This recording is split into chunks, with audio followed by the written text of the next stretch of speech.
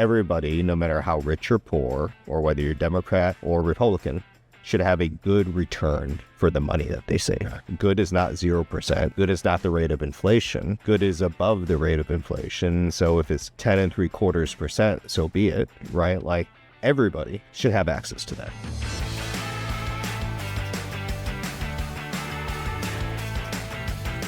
Hey everyone, welcome back to the show. Thanks for joining us. Here with me this week is Phong Lee. He is the CEO of Strategy. Phong, thanks so much for having me at your headquarters. Great to see you. Thanks for coming and visiting us here.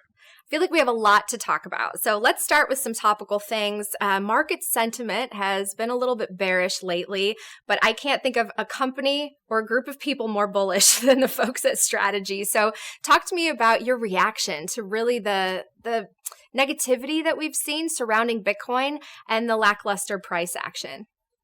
You know, Bitcoin as a, call it 50 vol, 50 ARR asset gets a lot of attention when it goes up. It seems like the world is beautiful, everybody's happy, and when Bitcoin goes down, even if it's 10% and stays at a certain level, the bottom is falling out. It's the beginning of the next 4-year cycle, Bitcoin winter. So I'll start with it's very much sentiment driven. As a long-term investor, as someone who's buying and holding Bitcoin, ideally for eternity, you have to have a long time horizon. And as I've told others, the fundamentals of the market this year for Bitcoin couldn't be better. And so I try not to think too much in the short term. In fact, what you really want to do when you think about what to do with Bitcoin in the short term, you should be fairly methodical and mathematical about it, which is why we focus on things like MNAV, why we built out the Bitcoin treasury, why we built out the US dollar treasury. And in the long term, you think about the fundamentals of Bitcoin. And as you know, they really couldn't be better. We're sitting here 10 miles from Washington, D.C., and Washington, D.C. is fully supportive of Bitcoin like it's never been before. Mike and I have been traveling to visit many, many different traditional finance banks. He was in the Middle East. I was all across the U.S. We were together in New York City. And traditional finance now is trying to figure out how do they catch up and keep their assets on platform, which means giving people that access to Bitcoin on platform. And so if you think about what's happening with traditional powers of the world, the U.S. government, the U.S. banking system, they're all getting on board with Bitcoin. And that's extremely bullish for this year and 2026. Why the price action does what it does is sometimes hard to explain. But when you're an investor, you think about the long term of the asset class. You and Michael Saylor have been visiting these big banks, right? We keep seeing these tweets, guess the bank. Some of them we can guess pretty easily. What exactly are you doing there? What are the conversations like? And does it have anything to do with what Michael recently said on stage in the Middle East, which is about digital money?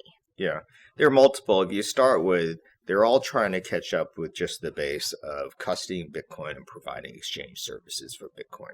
They've seen, for an example, Coinbase or Fidelity and what they're doing, and they want to be able to offer their customers native services with Bitcoin so they don't take the money off platform out to somewhere else. So I'll just start that as a baseline. I'll call it a checkings account and a savings account for Bitcoin.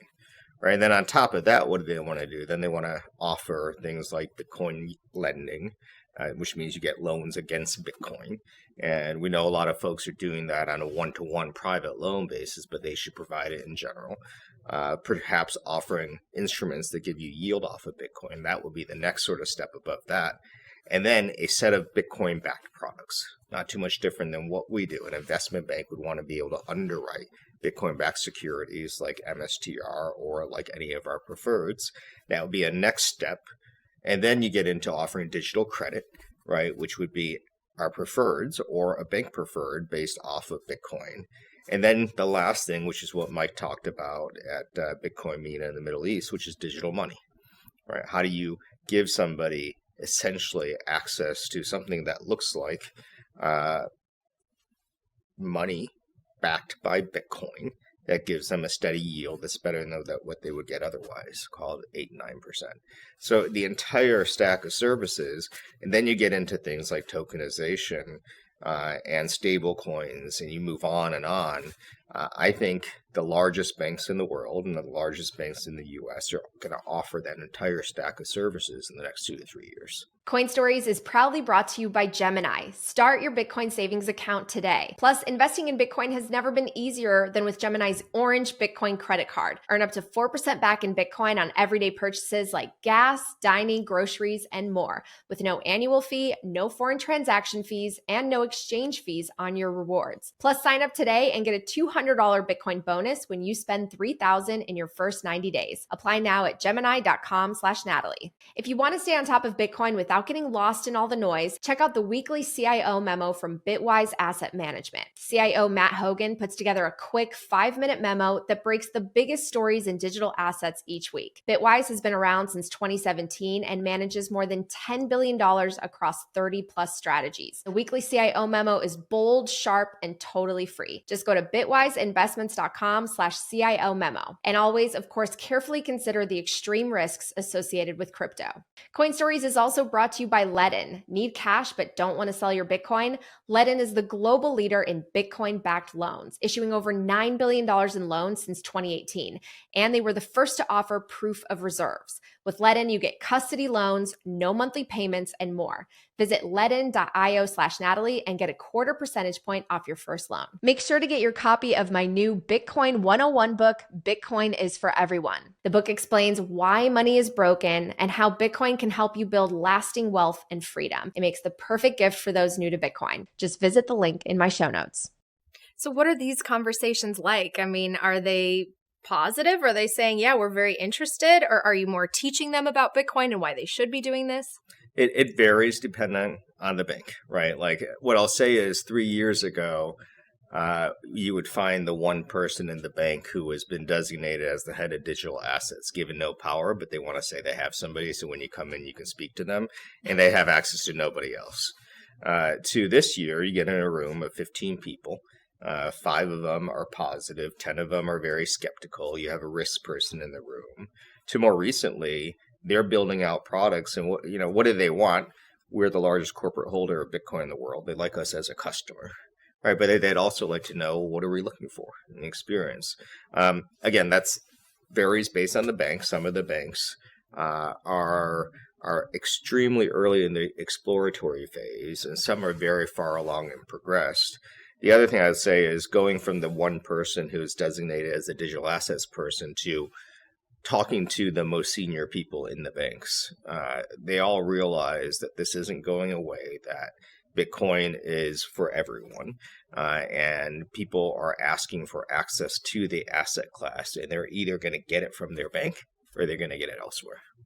But it sounds like you're almost teaching them how to compete with you. Is that what you're doing? I mean, what if they were to issue Bitcoin-backed instruments like the preferreds that we saw in the market this year? Or are you okay with that?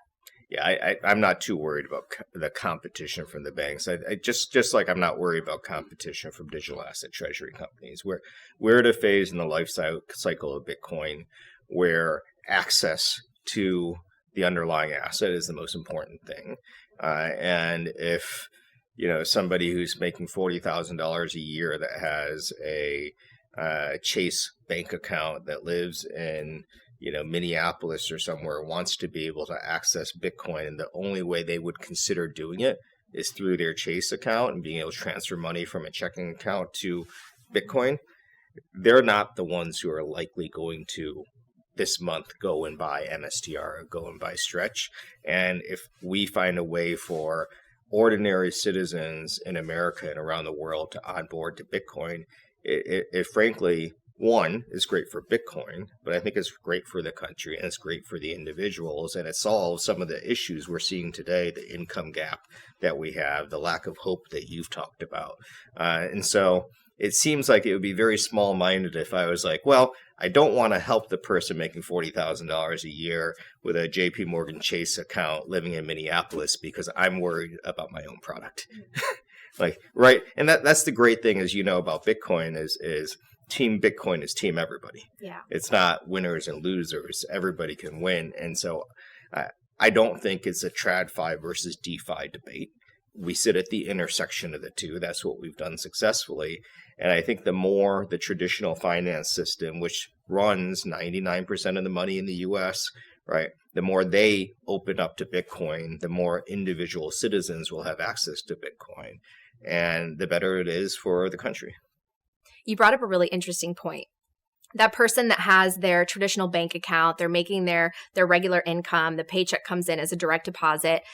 The idea of a 10% or higher yielding savings account is very attractive. But I've heard the feedback. Sometimes people just don't know, how do I do that? Because their bank's not offering it. Yeah. Can you kind of break down, A, what stretches, who you're trying to reach, and how do people actually invest in it? How do they get a 10% yielding account? Yeah, and it's 10.75% now, paid monthly in cash. I'll start with what is Stretch. All right, Stretch is the fourth of the 5 preferred securities that we've offered this year. But in plain layman's language, it's a security, it's an equity that you can buy in the NASDAQ, 4-letter ticker STRC. And when you buy it, our objective, it is designed to be price stable. So unlike most securities you buy, where the price is quite volatile, right? If it's MSTR, it can be extremely volatile. If it's Tesla, it's pretty volatile, or Nvidia. Even if it's, AT&T or whatever T, it's still a pretty volatile stock. The price goes. We've designed a security to be price stable, and the volatility right now, right, is 5%. We want to take it down to 1%. So first, the idea of a security with a stable price is quite unique. It's a major innovation in the capital markets. If you're able to take a security and make it price stable, take the vol down to 0, and we're able to pay 10.75%, right? The Sharpe ratio, the risk-adjusted return, goes first to infinity, because the volatility is the denominator, and if the volatility gets to 0, then the Sharpe ratio goes to infinity, which is sort of a cool concept, right? It's a risk-adjusted return. So we pay 10.75%. That we can vary. What you end up getting, if you buy STRC, right, is something that's designed to take volatility to 0, and you get paid monthly into whatever brokerage account you get. So if you have a Schwab account, or if you have an E-Trade account, or you have a Robinhood account, what you do is if you buy that at $100, then basically over the course of the year, you get $10.75 paid back into your account monthly, tax deferred. That's what it is. So think about, there are other preferred securities out there, but think about a dividend. Think about a dividend on a stock. You get a stock that pays a dividend. It might be quarterly, it might be annual. But the issue with that dividend is the stock price goes like this, right? And the dividend can be flat, but really if you want something where you put short-term money somewhere, you want the dividend to go a little bit, change, and you want the price to be flat. It looks a lot like a money market. It's not a money market, but it looks a lot like that because you can put short-term money into it and get a yield that is 2 to 3 to 4x better than what you would get otherwise. And let's go back for a minute to that person in Minnesota. Is that where the person lived? Minnesota, who is making $40,000 a year and has $1,000, $10,000 if they're lucky in a JP Morgan Chase checking account. They're not getting 3.5%. They're getting 0. And so when you get 0 and inflation's 3-4%, if I'm getting paid nothing, you know what you do? You spend the money right away. Right. Because the longer you take to spend the money, the less the purchasing power. Exactly. If you get 4% and inflation's 2.5%, you might still spend the money right away. If you get 10.75%, you are more likely to save money. And it drives people in any income bracket, but especially in a low income bracket, to think, hey, now I have a place to put my money where it will return something greater than inflation. Therefore, I'm going to start saving money. You bring up such a great point. I mean, it's true. People are making their income. It's sitting there in a checking or savings account earning nothing. If you have it in a money market, it's like 3.5% or so. And there's $8 trillion, I think, right now sitting on the sidelines in money market accounts. Yeah. How do you get them from that to Stretch? How do you get them? I mean, 10.75%. How do you get them to make that move though? It's distribution. It's marketing, right? Like any product. The distribution channel of money today is the traditional finance system, right? And I'd love to say that it's new applications, it's online, it's the Coinbases, the Robinhoods, the Square Cash apps, the PayPals, the Venmos, etc. And those are certainly a burgeoning trend. PayPal now is going to, getting a bank license. So, but it's the traditional finance system where people are making decisions with their short-term money, right? And so that's why it's important for us to work with the traditional finance system. And they want the same thing, right? Like they also want to be able to provide better outcomes to their customers, because if they're not providing 10% or 8%, somebody else is going to, right? Ultimately, the best product here, I think, wins. The challenge, I think, for a lot of people, when you think about, money is such an important asset. And for many people, the financial system is such an esoteric concept, right? Like I think about the food system, right? Like, and there's this movement towards farm to table eating, right? You plant, you put the cucumber seed in the ground, you see the plant come up in the spring, you pick the cucumber, you peel it, you eat it. That's the purest sense of farm to table. And what's happened over the course of the last 50 to 80 years, the industrialization of the food system, from where the seed goes into the ground to the cucumber at the grocery store to in your mouth, you have no idea what's happening in between. Exactly.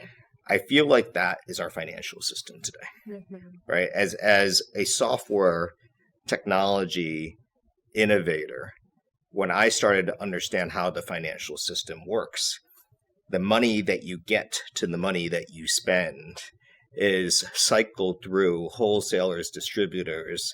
I don't want to call it washing of the money, but the money doesn't look like it does at the end. And as I get into, okay, so you've got the banks, you have the asset managers, you have the fund managers, and now we're figuring out you have all these indices, you have the ratings agencies, and then you have all the government regulation around it.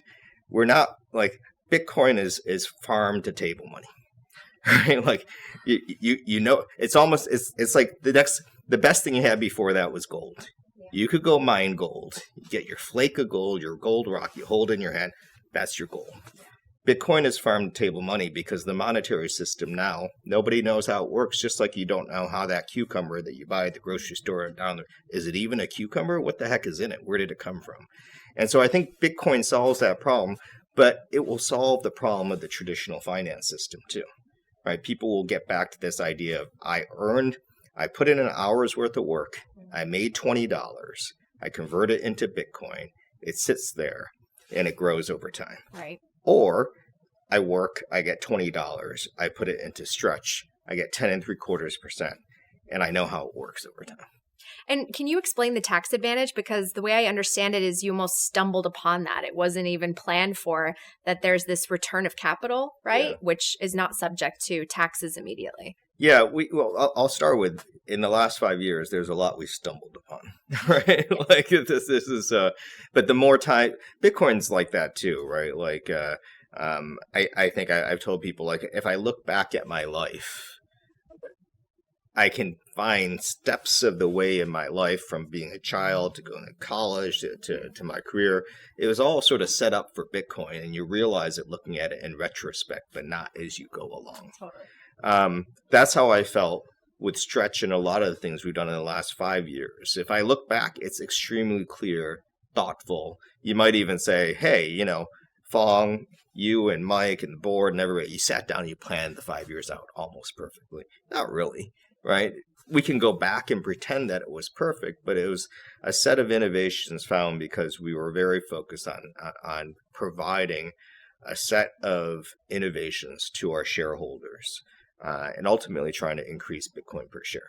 Now, what happened with Stretch was what happened with our first four, or all five of the preferreds we did this year, is we structured them in a way that they were sitting as part of our overall organization, our overall cap structure, our corporation, which has negative taxable earnings and profits. Which is different, by the way, than the negative accounting GAAP earnings and profits. Your taxable income is different than your GAAP income. I'll start with that. And as an individual, you sort of understand it too, right? Like what, you have your W-2, the money you take home, you put in your bank account. Then when you do your tax return, the numbers all change a little bit for a variety of reasons. Certain investments, some things are deductible, some things are not. We as a company, because of our software business, have negative earnings and profits. And a lot of that is because of what we pay out in stock-based comp on an actual cash basis is negated against our earnings and profits. And so because our company has been growing, and our equity has been growing, our stock-based comp payouts have been growing, counts against the earnings of the software business cause us to have negative earnings and profits. When you have negative earnings and profits, the dividend, if you will, that's paid out of the preferred can't be paid as a return on capital, because there is no return. There's nothing to pay out of earnings and profits. So you're actually paying out of the capital itself, which makes it a return of capital. So basically, if you have $100 in stretch and you get paid $10 in dividend, the instrument itself goes down to $90, and we've paid you $10 of that. And because of that, the cost basis decreases, and you're not taxed on it until you sell the underlying. And this is it actually makes logical sense, return of versus return on capital when you think about it. But tax sometimes doesn't make logical sense to a lot of people. But in this particular case, this is tax deferred until you sell the underlying. That's fascinating. One of the recent headlines that we've seen from Strategy is this USD reserve. I think it's like $1.2 or $4 billion. $1.44 billion. $1.4 billion, so that you can pay the dividends for several years, really, if anything were to happen to Bitcoin's price, if it were to stagnate or go into a bear market. Can you talk about the process of making that decision? And was it a response to the credit agencies? Was it a response to the sentiment or the questions online surrounding how are the dividends paid? Like, what came to that decision? There are multiple factors, and one key factor is the quality of our credit. And we want the credit to ultimately go from having no rating to what we now have, which is considered a high yield rating, to being investment grade. And from a rating agency perspective, one way you increase the rating is to have cash to cover the dividend. So that was one input. It's not the primary driver, but that was one input. Another, which is related to that, is for people to get more confident to buy into our preferreds, which causes the preferreds to increase in price, which allows us to issue more preferreds, which ultimately increases the amplification in the company. We realized that by putting together a US dollar reserve, that would help the amplification of the preferred or the quality of the preferred and amplification of the company. And there are two factors that works a little bit in contrast there. One, which is issuing equity at a premium to build up a US dollar base, is accretive in terms of US dollar gain, but decretive in terms of Bitcoin per share. Right. So if you look at it just purely on math, you wouldn't put it together a US dollar reserve. But if a US dollar reserve allows you to improve the credit quality of your preferreds, issue more preferreds, that's accretive to Bitcoin per share. So you put those two things together, one that on a math basis is dilutive to Bitcoin per share, one which as you build the preferred base increases Bitcoin per share. They actually work together properly. Right, so that was the second reason. The third reason is this FUD about we'll sell our Bitcoin, right? And there was a concern that if the company operates at below 1x MNAV for a sustained period of time, we would have to sell our Bitcoin to pay our dividends, and we would do that if we had to, right? Above that, we would sell Bitcoin derivatives to pay our dividends, and above that we have our equity. But we wanted to create a cushion so that negative sentiment and the negative dialogue, the narrative goes away. So those are reasons we did it, and we had great advice from some of our board members and some of our shareholders, and I'm happy we did it, and it was the right thing. But it certainly required a lot of strategic thinking. I feel like at one point it would have been surprising to hear that Strategy was willing to sell any Bitcoin at all. So is this an evolution, or is this something where, this seems like worst case scenario planning kind of thing? Like if we had to, we would. I think if we ever were in a situation where we would have to either choose between defaulting on our credit, not paying our dividends, and not doing what's right for our shareholders, we would sell our Bitcoin. Ultimately, our responsibility is to our shareholders. That's our fiduciary responsibility, one, and then a responsibility to the Bitcoin community, right? But that's number two, right? Number one is a responsibility to our shareholders. And all classes of shareholders, our common, our preferred, and our convertibles. And so that's our primary responsibility. Now, you can satisfy both, which is why we issued the US dollar dividend, which is putting ourselves in a situation where we can, one, cover 21 months of dividends, two, cover 72 years of dividends with our Bitcoin, which takes us to 2100, right? And if Bitcoin goes down in half, it takes us to 2065, right? And so stating that we're willing to sell our Bitcoin is respectful to our shareholders. It's the right thing to state. Stating that we don't think we'll ever have to sell them is also respectful to our shareholders in the Bitcoin community. And so you can have two truths. One is we'll sell our Bitcoin if we need to. Two, we do not expect to ever have to sell our Bitcoin. That's how we'll run our business. Want to accept Bitcoin and stablecoin payments? Speed makes it simple. Customers can pay via QR code in app, online, or POS. Speed helped Steak and Shake accept Bitcoin nationwide. Here's what Dan Edwards, COO, said. And when customers choose to pay in Bitcoin instead of credit cards, we are saving about 50% in our processing fees. This led to more support from Bitcoin users and a 10% revenue boost. Getting started is easy. Sign up at tryspeed.com or integrate the API in hours. Start accepting Bitcoin today. Download Speed at speed.app/coinstories or the QR code on the screen and use code COINSTORIES10 for 5,000 free sats. Bitkey is a Bitcoin hardware wallet with multi-sig security, inheritance, and a recovery system designed for real life. No complex setup and no seed phrases. Just true self-custody without the stress. It was named one of Time's best inventions in 2024. Use code STORIES for 20% off at bitkey.world. Up next, the Bitcoin way. There's only one way to protect your Bitcoin from government, politicians, and third-party risk, and that is 100% self-custody. My friends at the Bitcoin way will train you how to do this the right way the first time. No compromises. Go to thebitcoinway.com/Natalie to speak with the experts about making sure your Bitcoin is secure and private. And finally, Coin Stories is brought to you by Genius Group, a Bitcoin treasury company listed on the NYSE American under ticker GNS. Genius is building a 10,000 Bitcoin treasury and just launched the Genius Academy, featuring free courses from Saifedean Ammous, myself, and more. Start learning today at geniusacademy.ai. Genius Group. Genius isn't measured in IQ, it's measured in Bitcoin. I mean, truly, the impression that I get is that you are ready to adapt. I mean, market sentiment can change, new things develop, you issued these instruments, so now you have these dividends to pay out to the tune of several $100 million, right? And sometimes you have to pivot. I mean, is that the way that the market should read it, that you're very highly adaptable, essentially? Yeah, we're a Bitcoin treasury company. We're an operating company. It's not too different than a technology company. Like, you wouldn't want a technology company say, I created this product 10 years ago.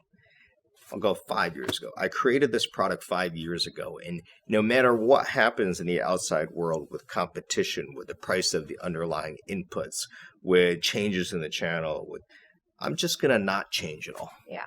Right? We are a innovative Bitcoin treasury company and a technology company, and you have to adapt. Adapt or die, right? Like, a human being has to adapt over time, right? I love when Larry Fink said, hey, you know what? I thought Bitcoin was bad.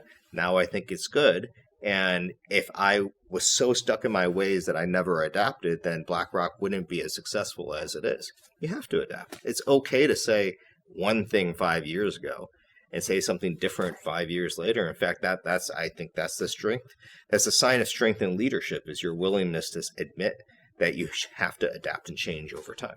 I'm glad you said that because that's how I saw it really too. And we've seen companies not take that direction and not be able to steer the ship in a new way. I think there are a lot of people, there's fodder out there, of course, but I think a lot of people saw it as a positive. Let's talk about MSCI because they came out with this memo. I think it also had some ripple effects in the price. We had those huge liquidation events on October 10th, and some even connected the MSCI memo to that. I don't know if that's true or not, or if that's just a narrative, but tell me how big of a deal it was that they put out this memo and this decision that they're considering removing digital asset treasuries from index inclusion. I'll start with that. I think the sentiment is much worse than the reality. And this market sentiment is always hard to measure, but I remember I was in Australia when the news came out from JP Morgan, and we'd known about this, weeks in advance and didn't think it was a big deal. And I had people coming up to me and saying, Phong, I heard you're getting delisted, right? And I'm like, what do you mean? Like, I heard you're getting delisted from the NASDAQ. We're not going to be able to buy and sell your stock anymore. And I'm like, well, delisted from the MSCI. First of all, delisted probably the wrong term, right? And no longer qualifying for the certain indices in the MSCI would be the right term. It's a lot different than getting delisted from the NASDAQ, which is an existential issue. And so there was a lot of lack of understanding of what it meant. Another piece of lack of understanding, I think JP Morgan said that we have about $2.8 billion in MSCI-related indices. My understanding and our research says the number is closer to 1.5, maybe $2 billion. So I think it's overstated. But let's say it was $2.5 billion.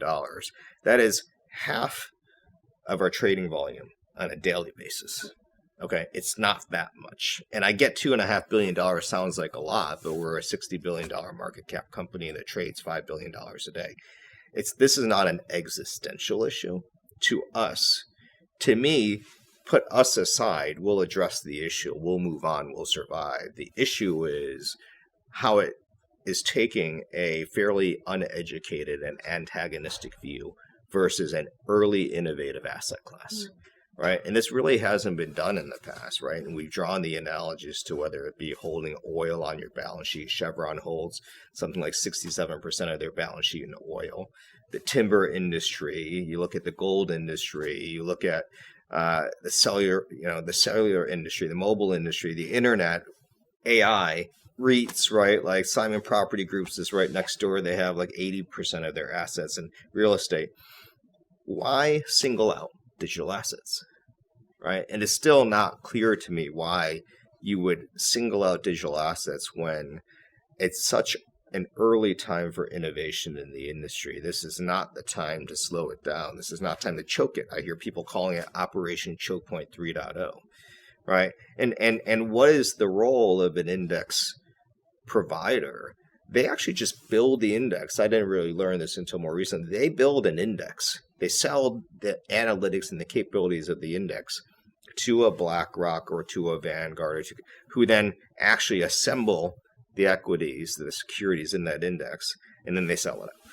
So here you are, right, sort of behind closed doors. Right? I respect MSCI. They're a public company, and they seem to be fairly well run, but in a very opaque manner are taking an antagonistic position on a particular asset class. 5 years of digital asset treasury companies, 5 years into the first one ever being created, really 1 year into a landslide of now about 200 companies, I call them digital asset treasury companies. I don't know what's behind why somebody like that would take such an antagonistic view against an asset class so early in its inception.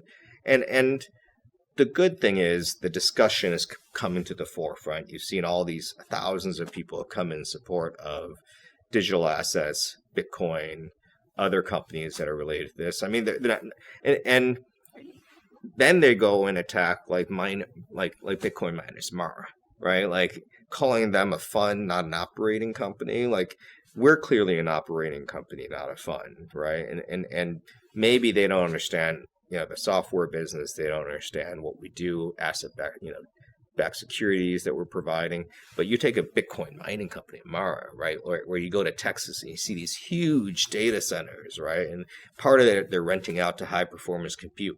Are you telling me that is not an operating company? Are you telling me that what they're doing, you can take an environmental point of view, maybe that Bitcoin miners are worse than oil miners, maybe, right? But how can you say that they don't, that American citizens, when they're investing in an MSCI index, shouldn't have exposure to Bitcoin mining companies or its strategy? I'm optimistic this will play out positively, and I'm glad the conversation is out there, because once we solve the MSCI issue, I think other indices, the bigger ones like the S&P 500, will realize they will become educated on what we do, and getting access to the trillions of dollars that go into the S&P indices. I think that'll then start to open up, because now everyone's frozen because of this discussion.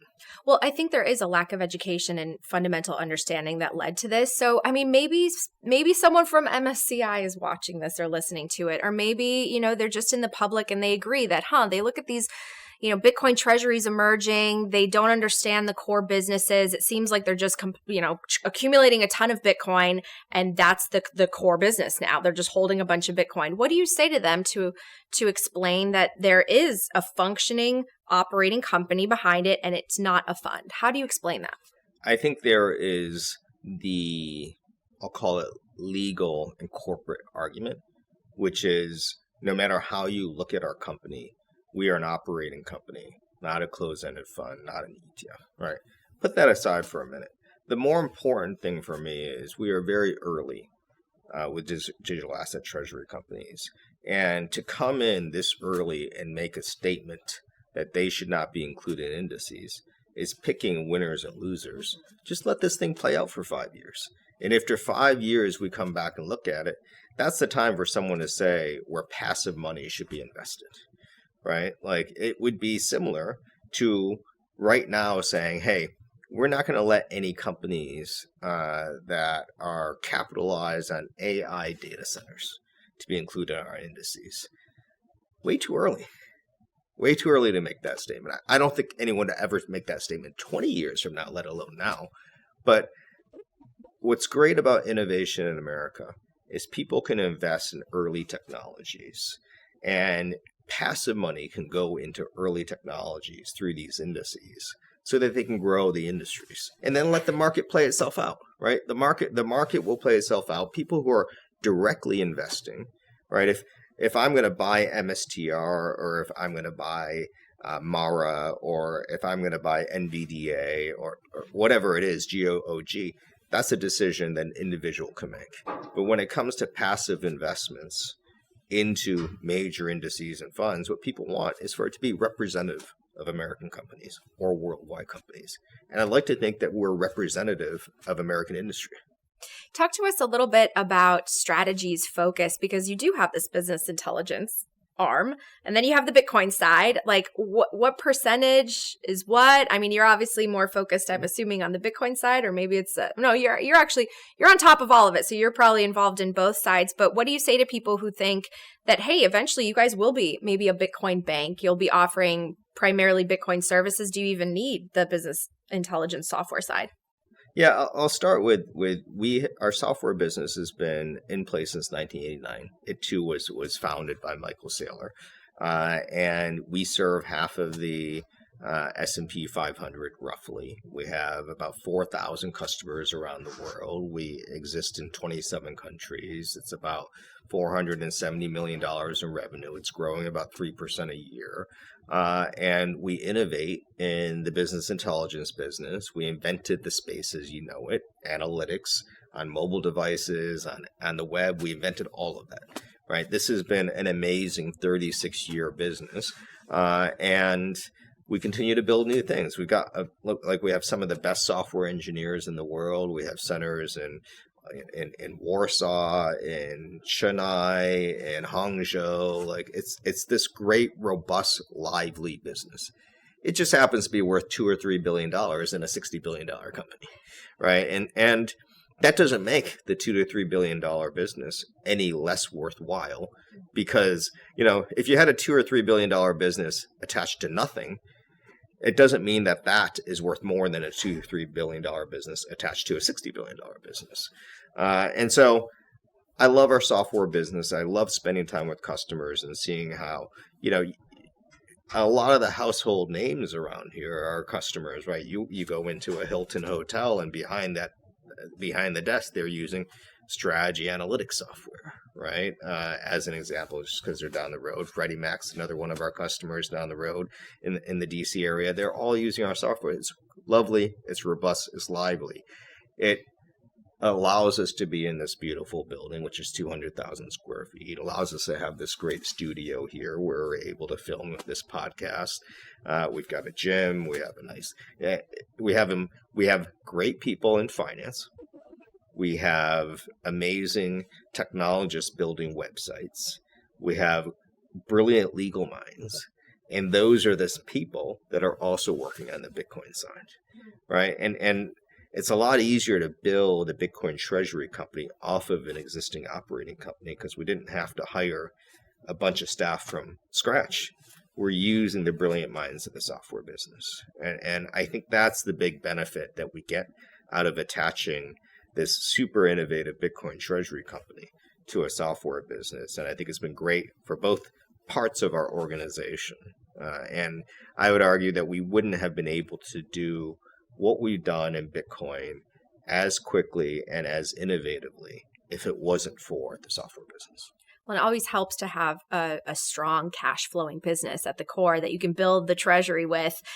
When you look out at the other Bitcoin treasury companies, what do you think? Because I feel like the space has changed. There are some that are not performing very well. There are some worries in the market. What do you say? I mean, what does it take to be a strong Bitcoin treasury company knowing that they will not be able to catch up to a strategy at this point?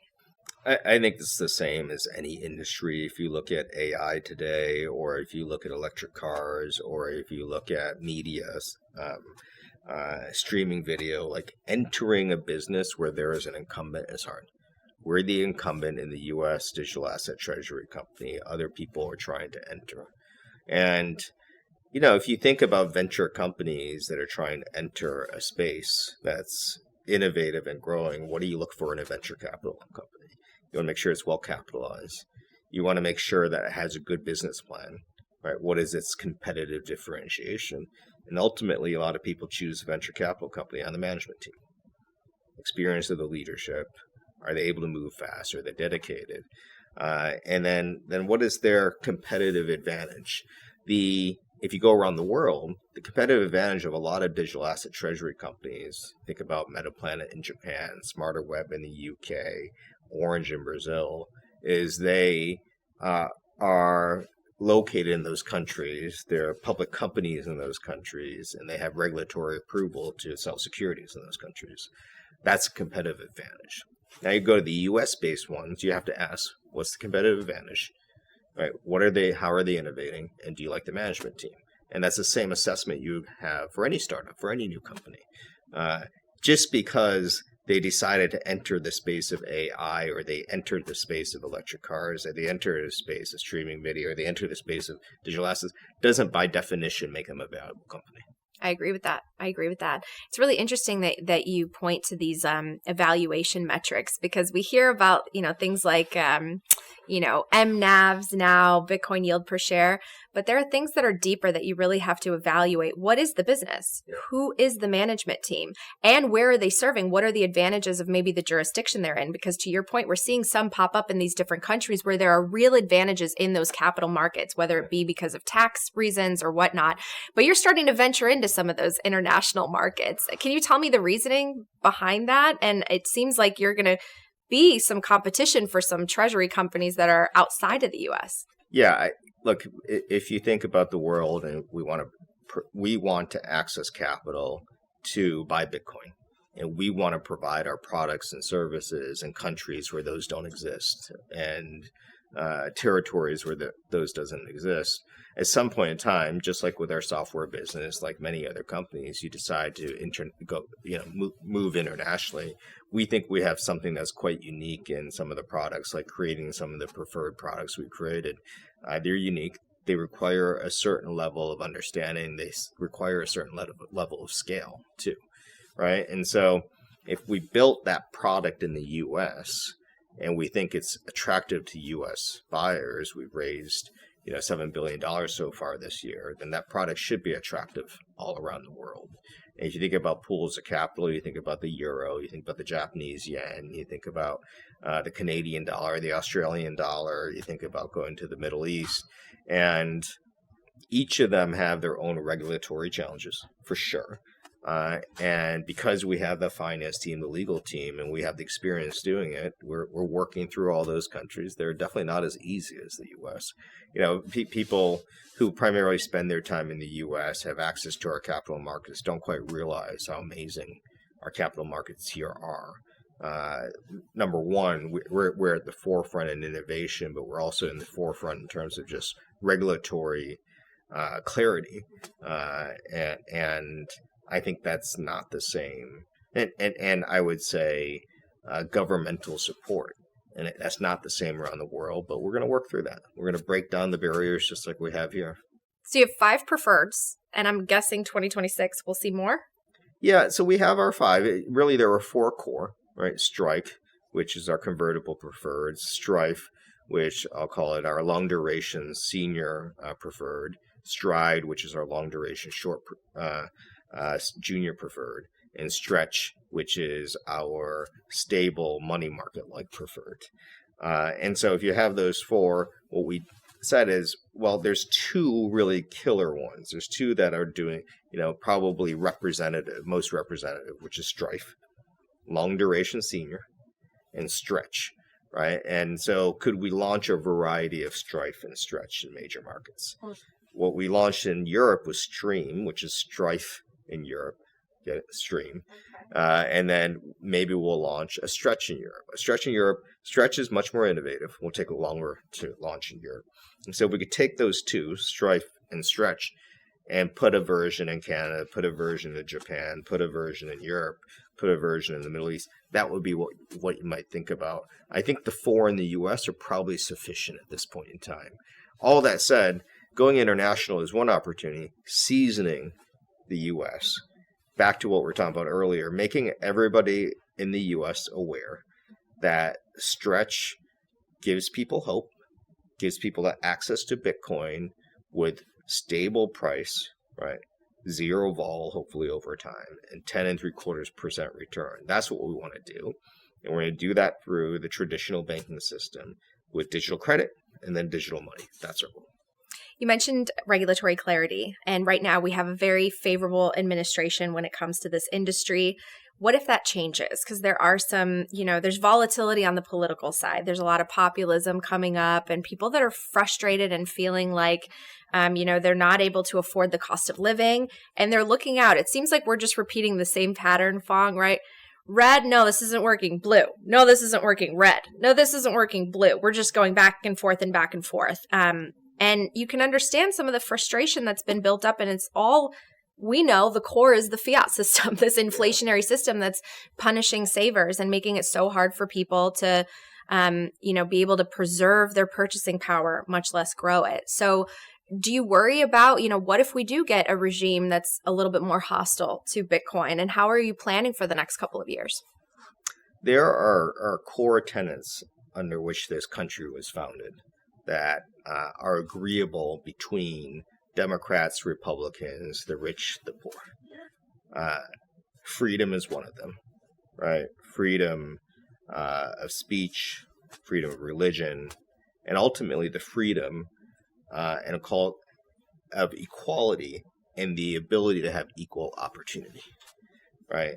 And if you start with some of these base tenets that there's no debate, this is a nonpartisan debate, you realize that Bitcoin addresses those freedoms, right? Like equal opportunity doesn't mean equal outcomes. It means equal opportunity. And so everybody, no matter how rich or poor you are, should be able to self-custody the money that you earned.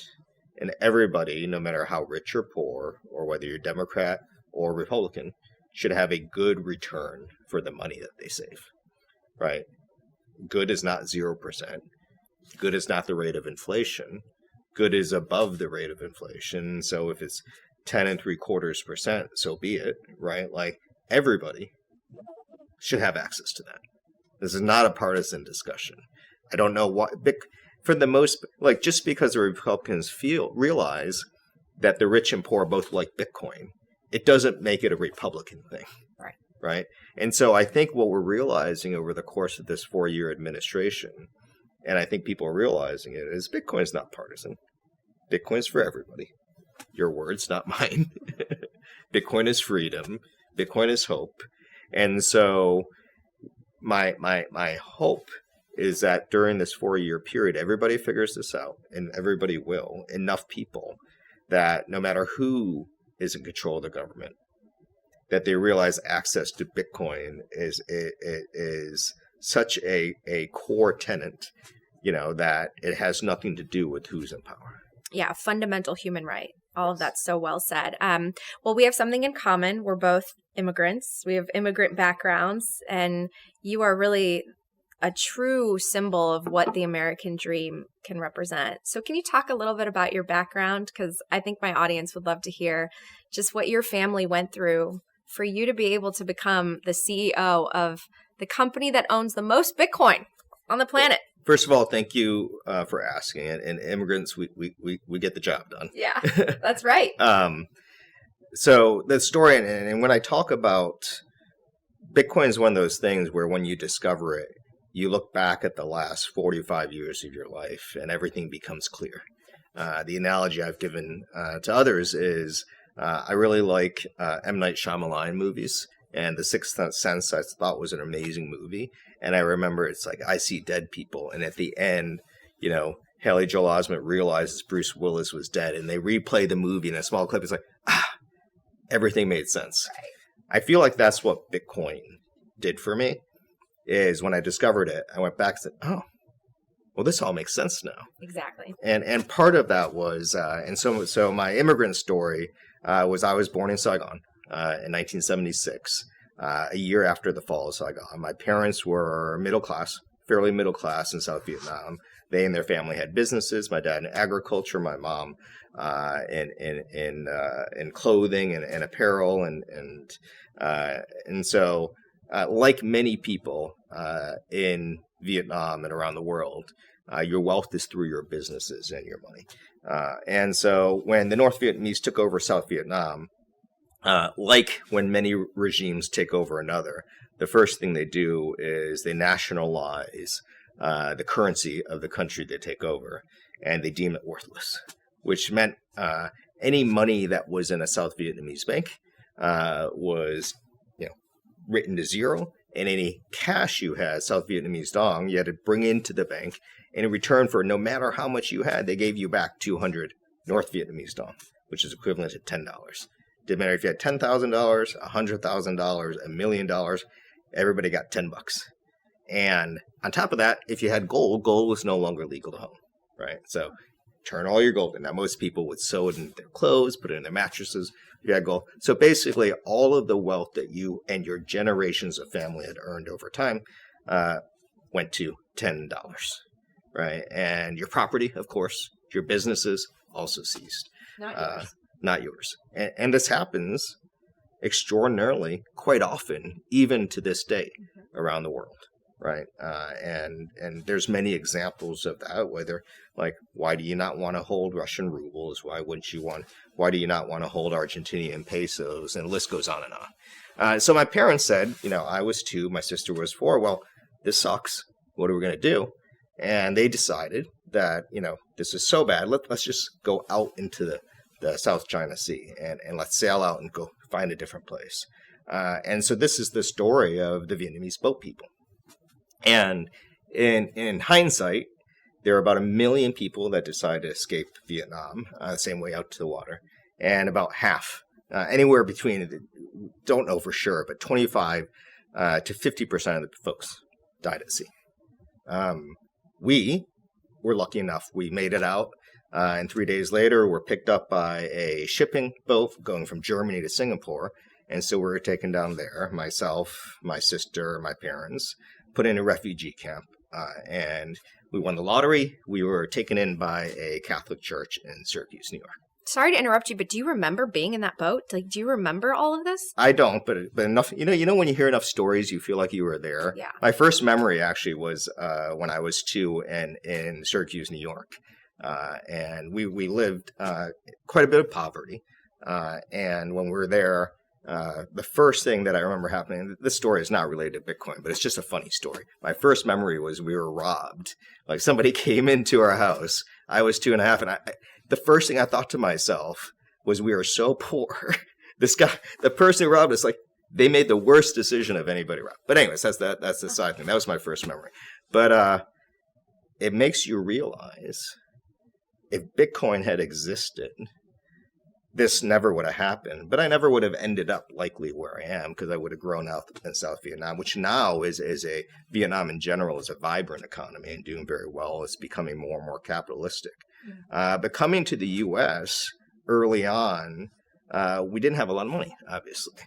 And so the second sort of monetary story that I look back upon was my parents went through vocational school, worked. My dad worked 3 jobs a day. They didn't make a lot of money, about $1,000 a month post taxes. And from time to time, they would want to send money back to Vietnam.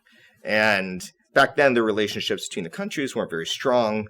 You know, Clinton ultimately opened up the relationships, commercial relationships in 1992. But in the 80s, if you want to send money to a family member who you know, you didn't exactly know how to do, you would go to these gold shops. And they were run by Vietnamese, and they would take about 30% of your money. Wow. All right, so we're not making a lot of money. We're sending money back. And somebody somewhere, remember, hard-earned money is taking 30% of it. And Bitcoin solves that too. Yes. All right, so it solves all these things. And so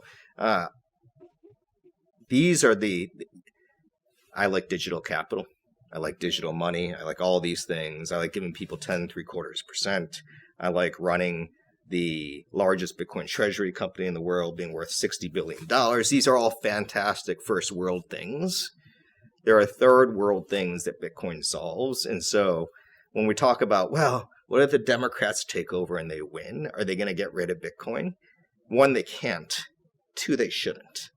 Because these are democratic values, just like they're Republican values. Your story is truly incredible. And I've met so many fellow immigrants where I think a lot of the grit and the determination and motivation comes from these humble beginnings where it was kind of like you had to make it. You had to survive, and you wanted to justify all the sacrifices that your parents, that your family made for you to be able to have this incredible opportunity to be here, to actually make something of your life in this country. And so how did you get from that, Catholic or church that was helping you guys to running this public company? What steps did you take? What did I do? Like any good Asian immigrant kid, I worked hard. I got into math. I got into science. And I went to school and took out a lot of student debt, but mostly got scholarships because we didn't have a lot of money. I did my undergrad at Johns Hopkins in biomedical and chemical engineering. Of course, why did I do that? Because it has the best medical school in the country, and I was gonna be a doctor. I was just like Andrew. Yeah, who doesn't whose Asian parents don't want them to be a doctor, right? And so partway through school, I found out my skill sets were more in finance and systems, and it was something that I was much more passionate about. So I graduated and worked for Deloitte as essentially a software engineer, systems analyst, built analytics software. Started using MicroStrategy in 2000. Got to know the company really well. Went to business school at MIT, learned finance, learned economics. Thought I learned finance and economics at MIT. And then I came back, I became a finance guy. And, throughout the career, I ended up at MicroStrategy in 2015 as the CFO. And a lot of that was hard work. And your point, Natalie, is it absolutely is the American dream. It absolutely is. And my big worry today, and you hear people talk about it a lot, is the value system has changed as to what the new generation of parents and kids care about. And there's debates around why are people not, learning STEM? Why are they learning whatever it is, history, sociology, not that I have anything against that, right? Why is there not hope anymore? And a lot of times it comes down to a big blame on culture. And I don't think the culture of the country has changed in such an insidious fashion that now people don't care about advancement in the American dream. I think it's money, and you've talked about this. It's not the underlying culture. It's not like 60 years or 40 years later, all of a sudden people are being born like less hardworking or caring less about STEM, science and technology and math. I actually think the issue is the monetary system has given people less hope and less desire to work hard for the American dream. Because if you live in a world where inflation is running rampant and money printing is running rampant, and you realize that if you don't do anything, if you just run to stand still, the government will take care of you through printing more money, and that's easier than working hard, then you're just going to not work hard. Right. And that's where we need to get back to a monetary system where if you save your money, it actually grows and it increases your earning potential. And I think people will then wake up and say, well, the government's not going to just keep printing more money. If I save money or if I invest money, it's going to be worth more over time. I'm going to get back to working hard. I'm going to have my kids learn science and technology. And we can get back to the American dream that was the reality of what you and I faced 20, 30, 40 years ago. And so it's not a cultural thing. It's not the kids aren't all right because social media is not great, right? But I think it's the base of if I work hard and I save money, I will improve the outcomes for the future. And I think Bitcoin and the principles behind Bitcoin will help improve that. I love that you just said that because I wrote exactly about this in the book. And we call it the American dream, but it's really a universal one. That's what brought so many people here.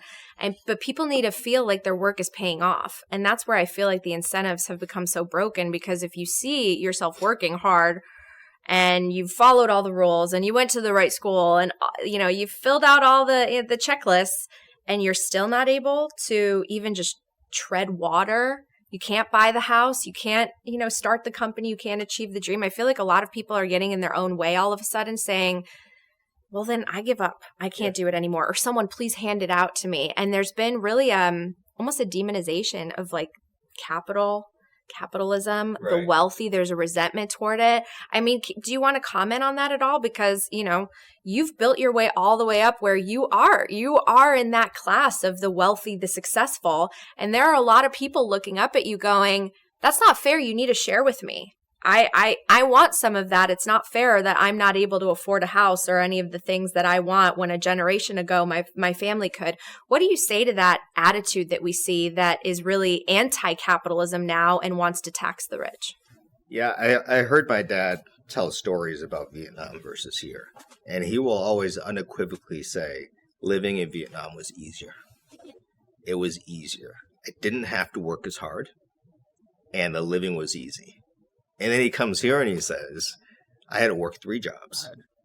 He started businesses, but we're not like, just to further the stereotype, they opened a Subway. They opened a nail salon and a liquor store. Really? It barely broke even on any of these enterprises. And he's like, he did not create wealth for himself. He created wealth for the next generation, which is me, right? And so, but he worked his butt off throughout the way. And that created generational wealth and allowed me to create generational wealth. And that came from daring, innovation, and hard work. You compare that to a communistic country or communist country where you don't have to work hard, but you have no way to create true wealth, right? And so, which do you want? Right? like if you want to demonize the rich, realize for the most part, we worked hard. We took our created opportunity for ourselves, or saw opportunity, we seized it. and now we're creating wealth for the next generation. You can have the alternative. You can live in a socialist, communist country where the opportunities are less, but the living's easy, right? And my dad will say he chose this path. He would never choose any other path because he created the opportunity for his children. And this is where your time horizon, your time preference matters, right? The hard work, the capitalism is not just for you, it's for your children, and it's for the next 100 years, and it's next 1,000 years. And I think if anything, the last 250 years have proven capitalism works, right? It works as a system, but you have to buy into it.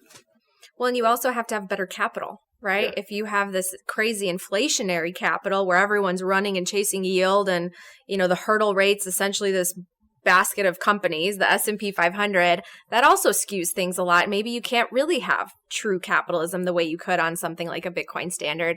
And I feel like our families actually have a lot in common. Even though they were a world apart, my family growing up in Poland, it was a lot of the same thing. People hiding the money that they could get their hands on. There were actually, I talk about this in Bitcoin is for Everyone, there was a police force, the SB, that would come around to see if you had dollars or a form of money that you shouldn't have. And I share a story in the book that one of our family friends, my grandma would tell this story. She put it in the diaper of her baby, the cash that her husband was sending back, and she was rocking the baby, praying that the police doesn't look into the diaper of all things, because they ransacked the house looking for it because a neighbor tattled. I mean, who wants that world, right? But we're all equal in it, right? So it's just so fascinating to hear your story, Phong. You're so inspiring. Thank you so much for all the time. Anything else you want to share or leave our audience with? I think this was fantastic, Natalie, and thank you for everything you've done for the space and the book, and for educating the world on Bitcoin. Well, thank you so much. We can't wait to see what's in store in 2026. Hopefully Bitcoin's price will cooperate a little bit, but we're on this journey together, and you guys have done an incredible job. I'm so proud to know all of you. So thank you so much, Phong. Thank you too. Thank you so much for checking out this episode of Coin Stories. Make sure you're subscribed to the show so you don't miss any new episodes. And if you can, turn on those notifications and leave us a positive review. They really help the show grow organically with new listeners. We have a free weekly newsletter. You can sign up at thenewsblock.substack.com. This show is for educational and entertainment purposes only. Nothing should constitute as official investment advice, and you should always do your own research. I'm always open to feedback and guest suggestions, so please feel free to reach out at info@talkingbitcoin.com. I'll see you next time.